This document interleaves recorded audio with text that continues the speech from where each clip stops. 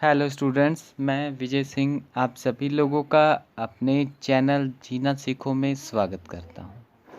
Students, आज से मैं डीपीटी यानी कि डिप्लोमा फिजियोथेरेपी का जो कोर्स होता है वो आप लोगों को आज से स्टार्ट करने जा रहा हूं।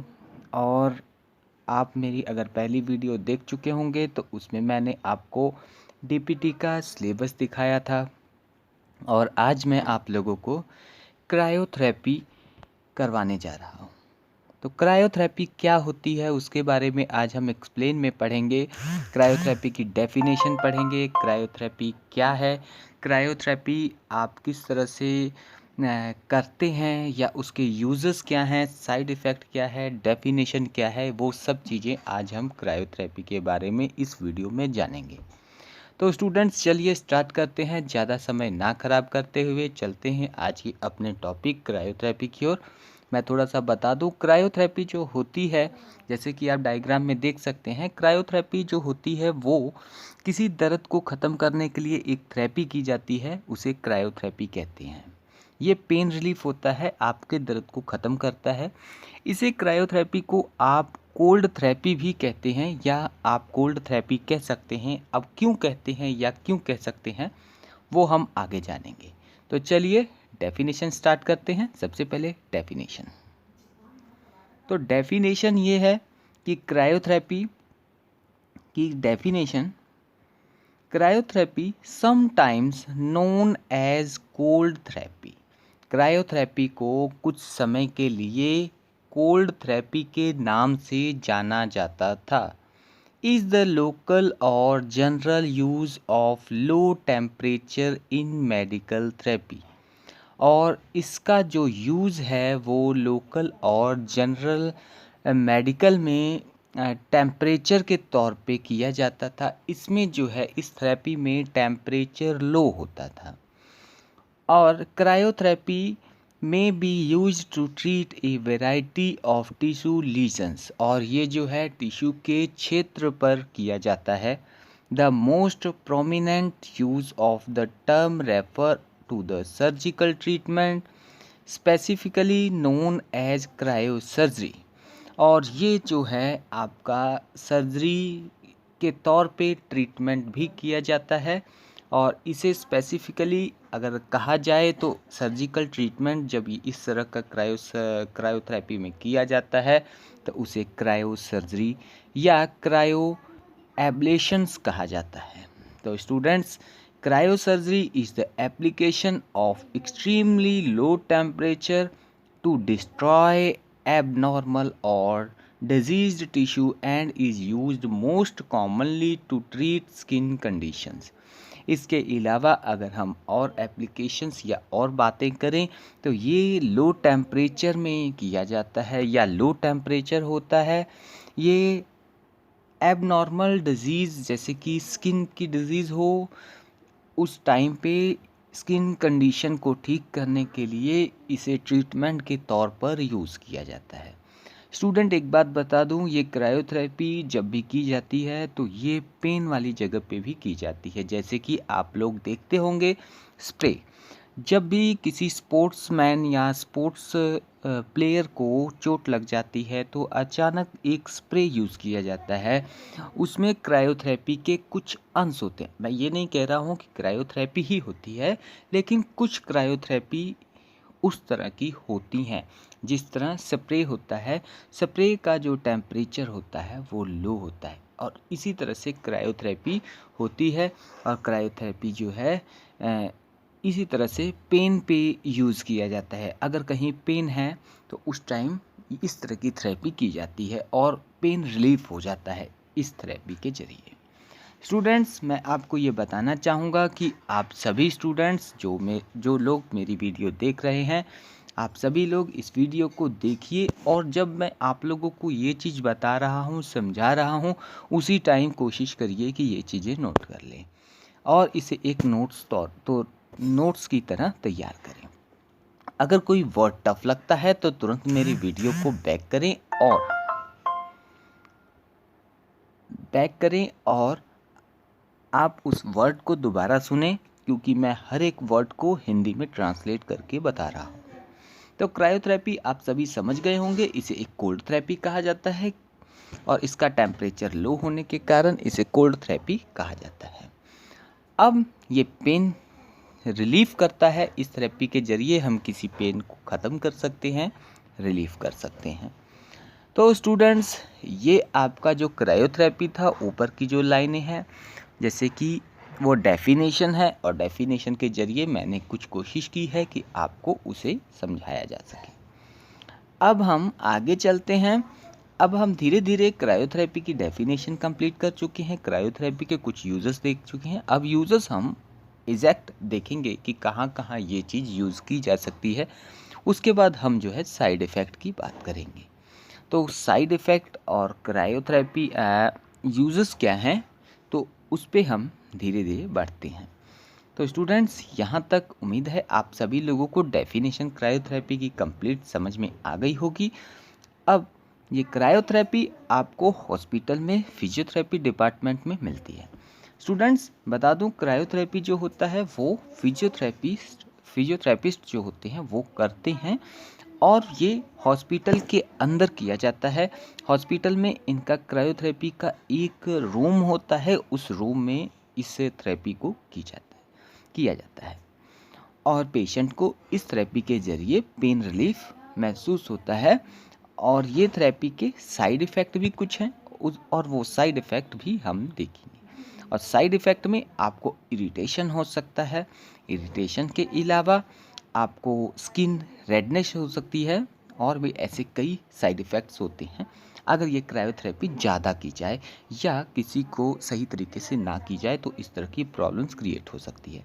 और अगर हम यूज़र्स की बात करें तो यूज़र्स में हम देख सकते हैं कि क्रायोथेरेपी जो होता है वो पेन रिलीफ होता है, यानी कि पेन वाली जगह पे किया जाता है और पेन से रिलीफ मिलता है, आराम मिलता है। इसके अलावा सर्जरी वाले पेशेंट को भी, या सर्जरी किसी पेशेंट की हुई हो तो उस टाइम भी क्रायोथेरेपी की जाती है, उसे हम क्रायो सर्जरी कहते हैं। अब हम बात करेंगे, आपको मैं बताता हूँ जो मैं ये चीज़ें बताया वो क्रायोथेरेपी के यूजर्स या साइड इफ़ेक्ट, उन्हें हम लिख के सॉल्व करते हैं। तो चलिए यूजर्स नोट कर लीजिए। यूजर्स में अगर मैं बात करूं तो cryotherapy is used in an effort to relieve muscles pain. ये आपके मसल्स के पेन को रिलीफ देता है। Sprains and swelling after soft tissue damage और सर्जरी। अगर आपका कोई सॉफ्ट टिश्यू डैमेज हो गया है या सर्जरी के उपरांत है तो उस टाइम भी ये यूज़ किया जा सकता है।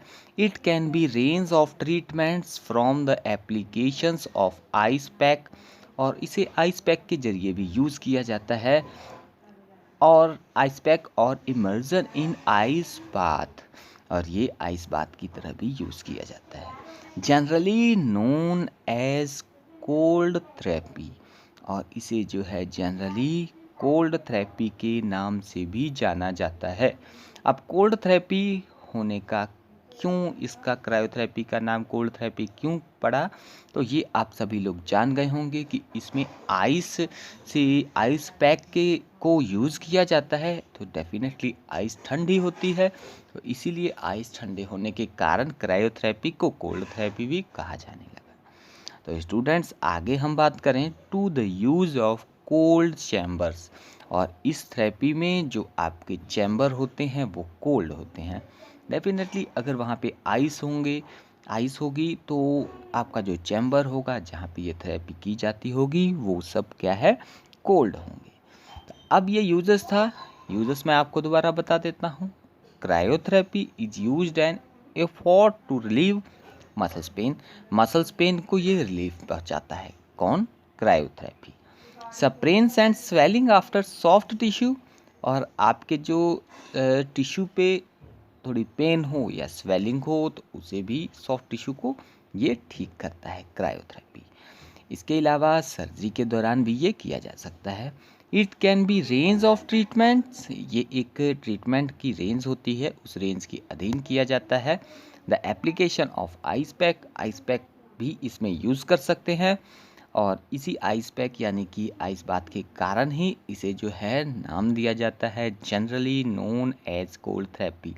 स्टूडेंट्स, यहाँ पे मैं बताना चाहूँगा कि आपका ये जो क्वेश्चन है ये कुछ एग्ज़ाम्स में पूछा गया था कि क्रायोथेरेपी को आइस थेरेपी क्यों कहा जाता है या कोल्ड थेरेपी क्यों कहा जाता है। तो यहाँ पे आप सभी लोगों को ये क्लियर हो जाना चाहिए। ये मोस्ट इम्पॉर्टेंट क्वेश्चन है, काफ़ी ज़्यादा कॉम्पिटिटिव एग्ज़ाम में, पैरामेडिकल के कॉम्पिटिटिव एग्ज़ाम में ये क्वेश्चन पूछा जाता है कि कोल्ड थेरेपी को और किस नाम से जाना जाता है, या क्वेश्चन आ सकता है क्रायोथेरेपी को और किस नाम से जाना जाता है।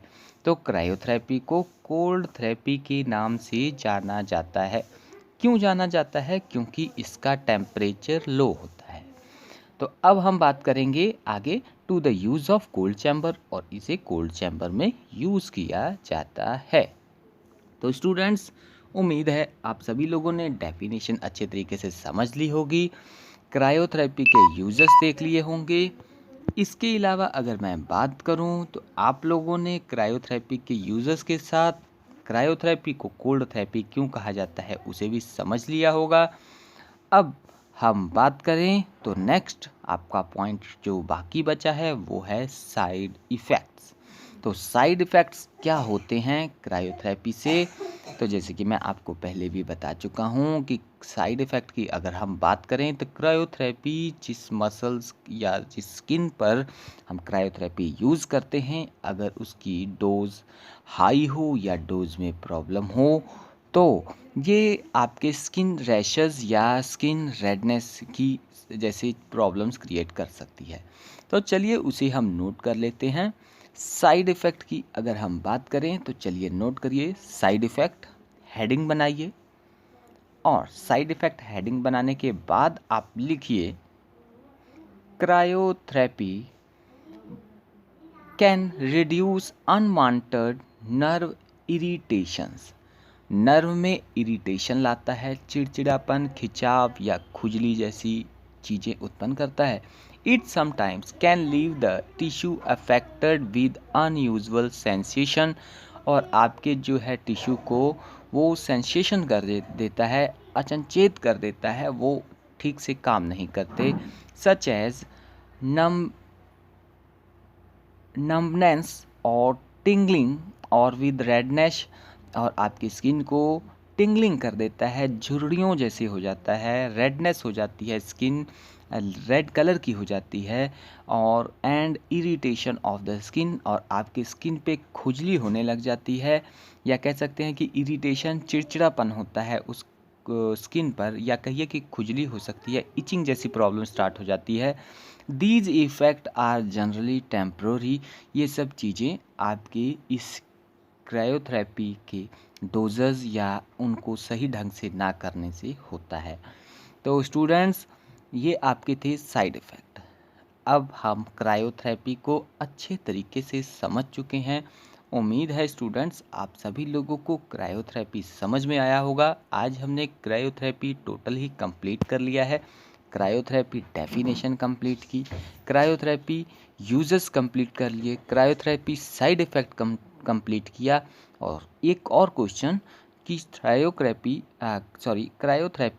को हम कोल्ड थेरेपी क्यों कहते हैं वो भी क्वेश्चन कंप्लीट किया।